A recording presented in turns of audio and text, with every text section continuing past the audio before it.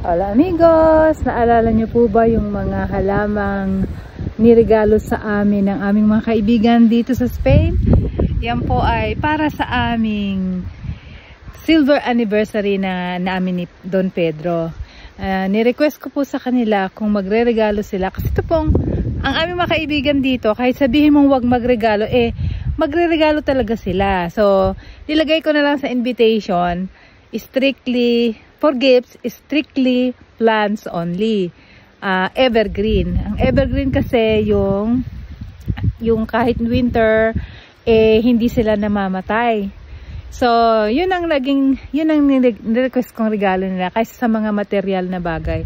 Kasi para sa akin po, ang material na bagay, madaling mawala. At meron na po kami niyan. Kaya, para sa akin, ang halaman ang pinaka magandang regalo dahil yan po ay nagtatagal. Pwede nga habang buhay, nandyan ang halaman, di ba?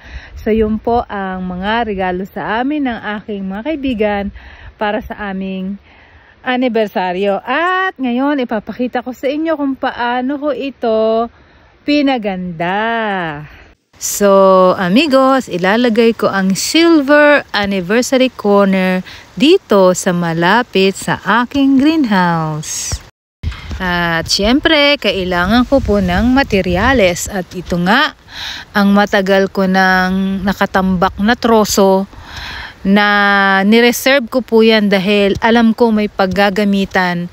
At ito na nga ang time na kailangan ko siya. Kaya lang amigos, super bigat, lalo na isang ito. Mga ewan ko kung ilang kilo. Pero syempre, lahat ng bagay, kung gugustuhin, may paraan. Pero kailangan din natin ng konting ingat, Lola Inday, dahil ang iyong balakang, baka ito ay, naku po, medyo crispy na Kaya kailangan din ng konting ingat. Amigos, ang proyekto na ito ay napakasimple lang. At ang magiging design ay kailangan ko lang iayon sa mga materyales na nakalap ko gaya ng mga troso na ito. At syempre, ang bilang ng mga halaman at ang lokasyon. Hindi ko na patatagalin mga amigos ang mga pangyayari kasi baka mapagod lang kayo ng kakapanood sa paghukay ko. Amigos, atin pong pagmasdan ang aming silver wedding anniversary corner na mga regalo mula sa aming mga kaibigan. Napakasimple lang pero napakasarap pong tingnan at tuwing umaga, binabati ko po isa-isa ang mga may-ari ng halaman na yan. So, araw-araw, parang kasama ko na rin sila dito sa aming paraiso.